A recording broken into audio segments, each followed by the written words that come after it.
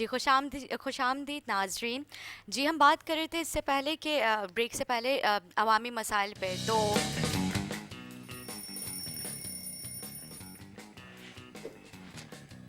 जी, जी, हम ब्रेक से जाने से पहले हम बात कर रहे थे अवामी मसाइल पे। जिस तरह से बारिश, चंद घंटों की बारिश और चंद रोज़ की बारिश ने कराची की असलियत दिखा दी। हमारे जो इलेक्टेड और सिलेक्टेड जो नुमाइंदे हैं, उनकी असलियत बता दी गई है। तो इसी वाले से हम बात करेंगे आगे, क्योंकि गुफ्तगू का सिलसिला तो जारी है। तो मैं इससे पहले अपने जो हमारे जो गेस्ट हैं, उनको मैं प्रोग्राम में खुशामदीद भी कहूँगी, क्योंकि उन्होंने एक इतनी सुबह सुबह, क्योंकि मुझसे नहीं उठा जाता, और वो इतनी सुबह उठ के यहाँ पर आए अवामी मसाइल पे हमसे बात करने के लिए। तो नजीब अयूब साहब हैं, रहनुमा Jamaat Islami, general secretary public aid Karachi के। अस्सलाम वालेकुम, बहुत बहुत शुक्रिया आपने हमें टाइम दिया।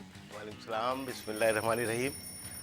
निदा, आपसे मिलके खुशी भी हुई थैंक और यू। अच्छा लगा इस टीम के साथ मिलके। बिल्कुल। इंशाल्लाह गपशप चलाते रहेंगे जैसे जैसे आप सवालात करेंगे। इंशाल्लाह, बिल्कुल। नजीब साहब, मुझे पूछना एक तो ये था, ये जो अभी बारिशें हुई हैं इस हवाले से, क्योंकि अब आपने देखा है कि कितनी तबाही हुई है और कितने लोग मिसिंग हैं और कितने लोग जो हैं परेशान हैं, वो घर से अपने बेघर हो चुके। तो इसी आवाज़ में चाहूँगी आप हमें कुछ बताएं। देखो निदा, बात ये है कि एक तो ये सुबह का जो प्रोग्राम होता है ना, इसकी बड़ी एक अपनी एक अलग हैसियत होती है। बिल्कुल मॉर्निंग सही शो बात में है। लोग सुबह उठते हैं, वो नाश्ता कर रहे होते हैं, अपने मूड को जो है ना वो अच्छा रखना चाहते हैं। जी हाँ। और इस प्रोग्राम में थोड़ा सा हल्के फुल्के अगर हम बात करेंगे और अवामी मसाइल को भी लेंगे, जी हाँ, जाहिर है, बिल्कुल। तो वो अच्छा रहेगा। बजाय ये कि नॉर्मल जो टॉक शो होते हैं जिसमें बड़ी गर्मा गर्मी चलती है, तो वो सुबह के प्रोग्राम का फिर मज़ा मेरा ख्याल है कि वो रहेगा नहीं। सही। इस पे देखो, एक शेर सुनो तुम, जो हमारा हाल हुआ है ना कराची का। जी जी। कराची का हाल, एक शेर मुझे बहुत पसंद आया इन दिनों, कि दिल के फपोले जल उठे सीने के दाग से, दिल के फपूले जल उठे सीने के दाग से, इस घर को आग लग गई घर के चिराग से। तो सही बात है। मामला इसी शेर की तरह है कि ये जो हमारा घर है कराची, इसका जो हाल इस बारिश में हुआ, ऐसा नहीं है कि ये बारिश के बारे में पता नहीं था। पहले से सब चीज़ें पहले से प्रेडिक्शन सब हुई चीज़ें भी थी कि मालूम उनको पता थी है कितना और बड़ा स्पेल आने प्रेडिक्शन भी वाला है उसके थी। बाद। और जो ट्रेंड है पिछले 2 सालों का वर्ल्ड वाइड, जी हाँ। और ख़ास तौर पे हमारे खित्ते में, ये सब इस बात को बता रहा था कि ये जो अर्बन फ्लड है ये जी। नॉर्मल से ज़्यादा होगा, सब कुछ ये होगा, आज लेकिन से आई थिंक 70 ईयर्स पहले ये आ चुका है। और इतनी तो खैर उस वक्त तक तो इतनी तबाही नहीं हुई थी, क्योंकि उस वक्त कराची का निज़ाम और आपको पता है सीवरेज का निज़ाम काफ़ी अच्छा था। लेकिन अब जो ये आया कि ये हमारी गवर्नमेंट की नाअहली है, या जो हमारे सिलेक्टेड और ये जो मैं नुमाइंदे। बता रहा हूँ। जी। देखो निदा, हुआ क्या, 70 ईयर्स को तो मैंने ज़ाहिर है नहीं देखा, अखबारों में पढ़ा, सुना, तारीख में पढ़ा। ये 77 का सैलाब तो मेरे सामने की बात है। मैं स्कूल में था और हम रहते थे शाह फैसल और उसके साथ ग्रीन टाउन, जो पीआईए के लोगों की आबादी थी। अब वो 77 में बारिश इतनी नहीं हुई, लेकिन पानी जो है वो घर की छतों तक आ गया था। तो वो मैं उसको भूल नहीं सकता, उस मेमोरी को। उसमें भैंसें डूबती भी जा रही थी, पोल्ट्री फार्म्स ख़त्म हो गए थे, लोग बहते हुए जा रहे थे, वगैरह वगैरह। नदियाँ जो है वो 3 दिन तक लाशें मिलती रहीं। ये मामला था 77। उस वक्त पता चला कि ये जो हमारा एक डैम है, ये पीछे बंद है, इसको तोड़ दिया गया था अपनी ज़मीनों को बचाने के लिए, और सारा पानी कराची में आ गया। ओह। तो इस दफ़ा इससे ज़्यादा भयानक सूरत हाल इसलिए बनी कि बीच में ये जो नाले हैं, बरसाती नाले, इनके पार्ट को छोटा कर दिया गया है। देखो कराची की सूरत हाल ये है कि 16 यहाँ कुदरती नाले थे। कुदरती, जो एक सुपराईवे की तरफ से पानी आता है जो ऊंचाई पे है, जी। एक पानी हपचौकी से आता है और ये नशेब में कराची में दाखिल होता है। लेकिन अल्लाह मियाँ ने ये निज़ाम किया हुआ है कि यहाँ से 16 रास्तों से पानी समंदर के अंदर, जा जिसे हम सकते। आउटफॉल कहते हैं, वो चला जाता था। जी। अब इंसान की हव्यस इतनी बढ़ गई है, ज़मीन चाहे वो समंदर की हो, चाहे मस्जिद की हो, चाहे पार्क की हो, अच्छा फिर बदनीयती इतनी ज़्यादा है कि हमारे अरबाब इक़्तिदार ने इन सबको बेच खाया। नाले जो 250 फीट की चौड़ाई के थे, वो नालों का हाल ये हो गया कि अब वो 36 इंच के पाइप से गुजर रहे हैं। तो 250 फीट की चौड़ाई का पार्ट और उसकी गहराई तक 50 फीट, अब गहराई रह गई 8 फीट, और 36 इंच के पाइप में से आप उसे गुजारेंगे नाले को, तो ये तो बैक बैक होगा ना। जी हाँ, बिल्कुल। इसने बैक मारा है सारे पानी ने। अब डिफेंस हो, मूसा कॉलोनी हो, आपकी रिपोर्ट में अभी देख रहा था, बहुत अच्छी रिपोर्ट थी। इस रिपोर्ट में आप ये देखिए कि वो जो लोग बैठे हैं नदी के साथ साथ, ये कच्ची आबादी है, कह रहे हैं कि वहाँ गैस भी दी है, सब कुछ किया है। तो आप ये सोचो कि ये कौन लोग हैं इनको बिठाने वाले, पैसे लेके बिठाते हैं ना, जी हाँ। रिपोर्ट में तो भी बताया। गैस बिजली वो तो वैसे सहूलियात तो भी आवाम आप का दे रोना रहे है हैं। कि बिजली नहीं है, तो बिजली नहीं है, एक गैस नहीं मजे है, गैस का बहरान आ गया, लेकिन उसके बाद एक जगह पे बोले जाते हैं गैस बिजली सब तो कुछ है। मजे की बात सुनो, ये सेंट्रल की बात मैं कर रहा हूँ, पर्टिकुलर मेरा इलाका है, मैं रहा हूँ वहाँ पर, और मैंने नेमतुल्ला साहब का दौर देखा। बिल्कुल, मैं नेमतुल्ला साहब के ही दौर की मैं बात करने वाली थी कि उनके दौर में तो माशाल्लाह बलदियाती निज़ाम वगैरह ये सब चीज़ें तो बहुत ही अच्छे से चलता था, तो लेकिन अब ऐसा क्या हो गया? नहीं, ऐसा देखो ना, एक दिन में नहीं हुआ। इस बात को यूँ समझो कि ये 25-30 साल का एक बैकलॉग है। नेमतुल्ला साहब की 2014 और 15 में उनका टर्नओवर ख़त्म हो गया। उसके बाद से जो सिलसिला बदमाशी, लूटमार, चाइना कटिंग और पैसों की खुर्द-बुर्द का शुरू हुआ ना, वहाँ से ये खराबी आई। अब इसके लिए आपको जाना होगा मेयर अब्दुल सत्तार अफ़गानी के दौर में। मेयर अब्दुल सत्तार अफ़गानी के दौर में जो इंफ्रास्ट्रक्चर को बहाल करने का काम जमात इस्लामी की बल्दिया ने किया, उसको कैरी ऑन किया आगे नेमतुल्ला खां साहब की गवर्नमेंट ने, और कराची को वाकई दुनिया के 5 बड़े शहरों का मिसाली शहर बना दिया। जी। ये तो सामने की बात जी है हाँ, ना। बिल्कुल सामने लेकिन की ये बात ऐसा क्या हुआ रातों रात कि 15 साल के अंदर कराची का नक्शा बिगड़ गया। अब आ जाओ निदा सेंट्रल पे। सेंट्रल में सेंट्रल का तो बहुत ही बुरा हाल है, बहुत, सूरत-ए-हाल क्योंकि ये अब है। मैं भी पिछले दिनों बल्कि कल और परसों हमने दोनों दिन जब विजिट पर गए थे वहाँ पे, तो मैंने खुद अपनी आंखों से देखा कितना बुरा हाल है कि सीवरेज का पानी सड़कों पे अभी तक खड़ा हुआ है, वहाँ पे कोई निज़ाम नहीं है। देखो, बारिश के बगैर भी सेंट्रल का बुरा हाल। जी। ये बारिश ने तो बिल्कुल जो है ना ताबूत पे आखिरी कील ठोक दी है। लेकिन बारिश के अलावा 2 साल हो गए हैं, यहाँ की सारी सड़कें खुदी हुई हैं। बिजनेस हब है वो, हब यानी आप देखो, कराची का सबसे बिजनेस का मसरूफ़ तरीन इदारा बोल्टन मार्केट के बाद ये है। जी हाँ। हैदरी मार्केट, शॉपिंग मार्केट, शादी हॉल और दीगर तिजारती मराकज़ सब इस रोड के ऊपर है, अस्पताल इस रोड के ऊपर है। तो यहाँ का आलम 2 साल में आप देखिए, हर चीज़ खुदी हुई है, कचरे के ढेर लगे हुए हैं। तो ये क्या एक लतीफ़ा है, इसमें सच्चाई है। ये यूनियन वहाँ की इन्होंने काउंसिल बांटी हुई थी, चेयरमैन और वाइस चेयरमैन। कुछ काम चेयरमैन ने अपने पास रखे हुए थे, कुछ वाइस चेयरमैन को दिए हुए थे। भाई कचरा उठाएगा वाइस चेयरमैन, कब्जा करवाएगा चेयरमैन। तो ये पैसों की बंदरबाट थी। हाँ अब जी, क्या हुआ? वॉइस चेयरमैन का तो, क्योंकि वॉइस कचरा चेयरमैन का उठाने हमने के उनको बिल भी कांटेक्ट बनते किया थे। था, हमने काफ़ी उनको कहा था कि आप आ जाए हमारे शो में, हम चाहते हैं कि, क्योंकि हमें काफ़ी सारी सेंट्रल की तरफ से जो है कंप्लेन मौसूल हुई थी, तो हमने उन्होंने कहा था कि हमारे जो नाजरीन है उनकी तरफ से हमें कंप्लेन मौसूल हुई थी बेसिकली, तो उनके काफ़ी सारे सवालात थे, तो हम चाह रहे थे कि हम सेंट्रल की वॉइस चेयरमैन से हम जो है उनको अपने शो में बुलाएं और उनसे हम बातचीत करेंगे। ये अभी, क्योंकि आप अभी नहीं है, लेकिन इससे पहले तो सब कुछ आपके हाथ में था ना, अभी बकौल आप लोगों के इख्तियारात नहीं है, और इससे पहले भी आप लोगों का यही रोना था कि इख्तियारात नहीं थे हमारे पास, तो कम से कम। लेकिन हमें तो सबको नज़र आता नहीं कि सच्चाई क्या है। अब हमारी आवाम भी इतनी बच्ची नहीं कि हमारी आवाम को भी सब कुछ पता चल चुका है, तो वही सवालात हम चाहते थे कि हम उनसे जो है कुछ चंद सवालात करें, तो लेकिन ना अब वो हमारा फ़ोन उठा रहे हैं, और ना उन्होंने हमें लास्ट मोमेंट तक उन्होंने हमें कहा था कि मैं आ रहा हूँ, लेकिन उसके बाद जो है वो अभी अचानक से उन्होंने कहा कि सॉरी मैं नहीं आ सकता। तो ये तो उनका हाल है। देखो, वो कहते हैं ना कि कुछ तो मजबूरियाँ रही होंगी, बिल्कुल। यूं ही कोई बेवफा नहीं होता। तो मजबूरी तो यही है कि उन्होंने काम नहीं किया है। ठीक है जी, काम चूंकि नहीं किया तो अकाउंटेबल होना चाहिए, उन्हें क्यों नहीं किया। लेकिन ये कि ज़र्फ़ की बात है, आना चाहिए था, अपने शहरियों को, अपने लोगों को, अपने वोटर्स को तो कम से कम मुतमईन करना चाहिए आप था। लेकिन कचरे का ढेर देखिए वहाँ पे किस तरह से कचरों के पहाड़ बने हुए हैं, तो वो भी तो एक, वहाँ पे भी तो इंसान रहते हैं, कम से कम उनको ये सोचना चाहिए कि वहाँ पे कचरा गुजरने से कितने जर्म्स उन लोगों में ट्रांसफ़र हो जाते होंगे। तो ये चीज़ रेहान हाशमी खुद भी तो वही रूट से गुजरते होंगे ना, तो उनको नहीं नजर आता था क्या? रेहान हाशमी की लाइन तो उधर शीशे अंदर परफ्यूम्ड गाड़ी, सही बात है, वो उनको तो क्या छोड़े, पता। मसला ये नहीं है। ये वो लोग जो कल तक गरीब बाइकों तबका पे है। घूम रहे जी होते हाँ। थे, ये एक बल्दिया के अंदर जो है इनकी जायदादें पाकिस्तान से बाहर चली जाती हैं, बन जाती हैं, बच्चे बाहर चले जाते हैं। ये तो सब सामने की मिसाल है। ये होता ही है। मैं जो तुम्हें कहानी बता रहा था ना, जो सच्ची कहानी है, कि चेयरमैन साहब ने अपने पास रखा कि ये चाइना कटिंग मेरे हिस्से में दे दो, जितने नाले और पार्क हैं और ये कच्ची आबादियाँ हैं, इसका कट तो मैं मार लूँगा। अच्छा, वाइस चेयरमैन को दे दिया कचरा उठाना और डंप करना। वाइस चेयरमैन ने अपने रिश्तेदारों और दोस्तों को वो कचरा उठाने का काम दे दिया। मज़े की बात यह कि कचरा उठाने के पैसे भी मिलते थे, पेट्रोल के पैसे भी मिलते थे, लेकिन कचरा नहीं उठ के देता था, वो पैसे की पर्चियाँ जेब में चली जाती थी। तो ये हाल होगा तो कराची का तो इस वक्त बस्ती का सबसे ज़्यादा बेड़ा गर्क है, पूरी कराची के जितने भी टाउन्स हैं, डिस्ट्रिक्ट्स हैं, उनमें। दूसरी बात आ जाओ कि ये अब कचरा पे हम जमात इस्लामी कैसे उठाती थी, तो ये दो बातें हैं। एक बात है नाले की सफाई, ये अलग मद होती है, इसका बजट अलग होता है। एक होता है कचरे की सफाई, इसका बजट अलग होता है। सबसे पहले ये काम किया था, मुझे याद है, मेयर अब्दुल सत्तार अफगानी जो जमात इस्लामी के मेयर थे, उन्होंने जापान से गाड़ियाँ मंगाई थी कचरा उठाने की, हाइड्रोलिक गाड़ियाँ।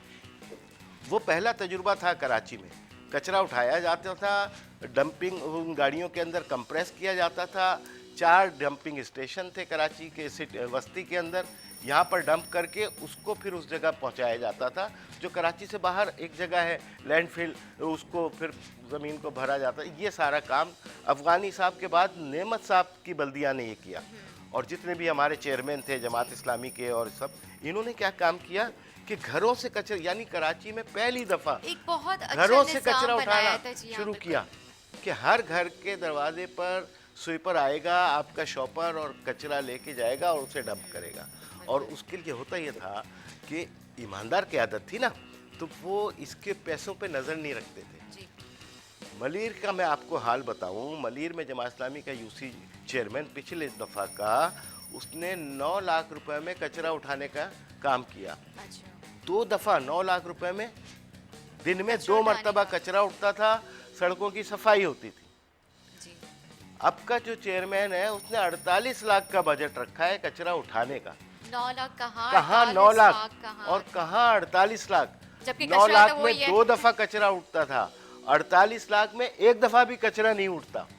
तो ये जो फ़र्क है, इसको आप अंदाज़ा हफ्ता करो हफ्ता कि गुजर कितना। जाते, स्वीपर नहीं आता। वो जो बैग्स होते हैं वो ऐसे ही बाहर रखे हुए होते हैं। कुछ लोग तो अपने घरों में ही रखे हुए होते हैं कि चलो हम दे देंगे, लेकिन वही बात है ना कि इस ना कचरा उठाने से कितनी बीमारियां जन्म ले रही हैं। तो ये चीज़ उनको सोचनी चाहिए कि आप अगर आप 38 लाख रुपए बकौल आपकी कि 38 लाख का उन्होंने जो है अपना वो बजट अप्रूव 48 करवाया 48 सिर्फ कचरा उठाने का। जी। 9 lakh as compare to 48 lakh 48 lakhs। Per year. इधर 2 दफा कचरा उठता था 9 लाख में जमात इस्लामी के दौर में, और यहाँ पे एक दफा यहाँ के हफ्ते तो 48 गुजर लाख जाते हैं। में एक दफा भी कचरा नहीं उठ रहा। सही। इस वक्त रेलवे लाइन जो खोखरा पार की तरफ जा रही है, कैंट की तरफ जा रही है, वो मलीर कैंट, उसके अंदर सिर्फ कचरे का डंपिंग स्टेशन है। मसाजिद के बाहर सिर्फ कचरा है। यही हाल सेंट्रल का हुआ है, पूरी कराची का ये हाल है। मसला ये है कि ये इस हाल को जो पहुंचाया है, उस पहुंचाने में कोई एक दिन का अमल नहीं है। नहीं है, कई सालों का ये कई सालों से 25-30 चलता हुआ साल आ रहा है। से इसमें हुआ क्या कि सिंध गवर्नमेंट, केएमसी, ये दोनों पार्टनर हैं। अच्छा, ये जो इनका गार्बेज, ये जो वेस्टेज इनका होता है, तो ये भी तो वहाँ पे भी अब इनके पास कोई जगह तो ऐसी रही नहीं होगी, क्योंकि हर जगह पे तो इनका कब्जा हो गया है। तो वहाँ पर तो अभी कहाँ पे लेकर जाते होंगे अब? देखो इसका एक सिस्टम था, नेमा हाँ। साहब ने तो पूरी, अल्लाह ताला उन्हें जन्नत में जगह दे, उनका मकाम और दर्जात बुलंद करे। वो एक अकबरी किस्म के आदमी थे, एक्स्ट्रा जीनियस। और सिर्फ नेमत साहब नहीं, नेमत साहब की जो पूरी टीम थी जमात इस्लामी की, चेयरमैन्स की और उनके साथ काम करने वालों की, उन्होंने दिन रात मेहनत की और कराची का ऐसा प्लान बनाया कि कचरा उठ के जो है वो कराची से बाहर जाएगा, फिर उस कचरे से खाद बनाई जाएगी। फिर आपको मज़े की बात बताऊं, इनका विजन कैसा था नेमतुल्लाह साहब का, कि कराची के लिए सब्ज़ी, कराची के लिए दूध, और ये एग्रीकल्चरल लैंड कराची से बाहर उन्होंने कई 100 एकड़ की जगह लेके रख दी थी कि कराची किसी का मोहताज ना रहे, यहाँ की अपनी सब्जियाँ हों। इसके बाद इनका विजन देखिए नेमतुल्लाह साहब का, कि इन्होंने कराची एक्सप्रेस, उन्होंने कहा पूरी दुनिया में ये होता है कि उसका एक बाईपास होता है पूरे शहर का। बिल्कुल। कभी कोई आफत आ गई, प्रॉब्लम आ गई, तो लोग जो हैं वो हाँ, सही कम्यूट बात है, कर कहीं ना सकें, कहीं, हाँ, आप मूव कम्यूट कर बिल्कुल। सकें। तो पूरे शहर के गिर्द ऐसा एक जाला बनाया जाता है इस तरह, और उस पे पूरा सिटी का ट्रैफिक घूम सकता है इन केस ऑफ इमरजेंसी। जी। ये एक्सप्रेस वे बनाया नेमत साहब ने। जी। इसमें क्या हुआ, हजारों घर आए जो इनक्रोच थे, जिनको हटाना ज़रूरी था। लेकिन हमने क्या किया, जमात इस्लामी ने उन लोगों को पहले जगह दी, हाँ, वहाँ स्कूल बनाए, रोड बनाई, बसों के रूट लगवाए, पेट्रोल स्टेशन बनाए, फिर उनको वहाँ पर पर्चियाँ दे के ट्रांसफ़र किया। तो ये एक सिस्टम है। आज आप अगर बोलोगी कि गुज्जर नाले के ऊपर से, जी गुज्जर नाले पे से इन लोगों को हटाया जाए, तो मैं कहता हूँ ये गलत है। ये जो बैठे हैं, ये जो जगह जगह बैठे, ये गलत है। बिल्कुल गलत लेकिन है। और तुर्की लेकिन का एक उनको मॉडल, ऑल्टरनेट भी तो देना चाहिए। अच्छा, जब ये कब्जा कर रहे होते तब हमारी जो है लोगों को नजर नहीं आ रहा होता, हमारे हुक्मरानों को तब नजर नहीं आ रहा होता। जब कब्जा हो जाता है तब वो रिहाइश उनकी हो जाती, कई कई साल गुजर जाते हैं, उसके बाद उनको नजर आता है कि ये जगह तो कब्जे की थी, ये तो कब्जा हुआ हुआ है यहाँ पे, तो अब नहीं इनको खाली कराया जाए। लेकिन कम से कम उनको ये सोचना चाहिए कि कुछ लोग ऐसे होते हैं कि उनको लोग जो है बेवकूफ़ बना के भी वो जगह सेल कर देते हैं, तो लोग अपनी कई सालों की जमा पूंजी है उनकी सब वहाँ पर उनको देकर कि चंद पैसों में हमें अगर जगह मिल रही है तो हम रहने के लिए हम यहाँ पे जगह ले लेते हैं। लेकिन उनकी जो सारी ज़िंदगी की जमा पूंजी है, किस तरह से उसको जो है ना तबाह बर्बाद कर दिया जाता है और उनको कोई ऑल्टरनेटिव मिलता है। तो यही मैं चाहती हूँ कि उनको ऑल्टरनेटिव मिलना इसका चाहिए। इसका दुनिया में तरीके हैं, ऐसा नहीं है। नेमत साहब ने भी तरीका अडॉप्ट किया ना, बिल्कुल। लोगों को शिफ्ट किया तुर्की के अंदर। जब वहाँ पर काम ये शुरू हुआ बल्दिया का और ये तो उन्होंने क्या किया, उन्होंने जितने इनक्रोच्ड एरिया के मकीन थे उनको फ्लैट्स के अंदर अकोमोडेशन दी, सस्ते फ्लैट बनाए और उसके अंदर उनको पहले ट्रांसफ़र किया और उसके बाद वहाँ से काम शुरू हुआ।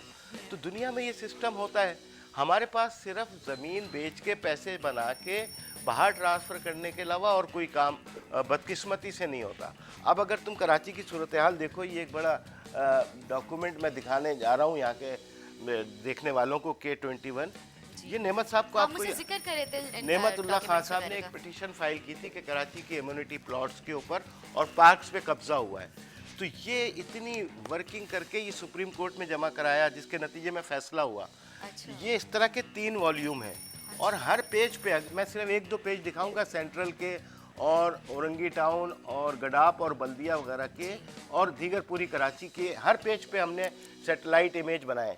ये रिपोर्ट कमेटी एक शहरी, वो और जमात इस्लामी और दीगर तंजीमों के ताउन से बनी है और सुप्रीम कोर्ट में ये फाइल हुई है। अगर आप दिखा सकें तो ये देखिए, ये इम्यूनिटी प्लॉट्स हैं, पार्क्स हैं जिस पे कब्जा किया गया 2013, 14, 15 और अभी तक भी। जी हाँ। अब इसमें क्या है, जो अहम चीज़ मैं दिखाना चाह रहा हूँ वो अहम तरीन चीज़ ये है कि आप 1-2 पेज देख लें कि इसमें जो रेड मार्क हुआ है, एक इमेज है कब्जे से पहले।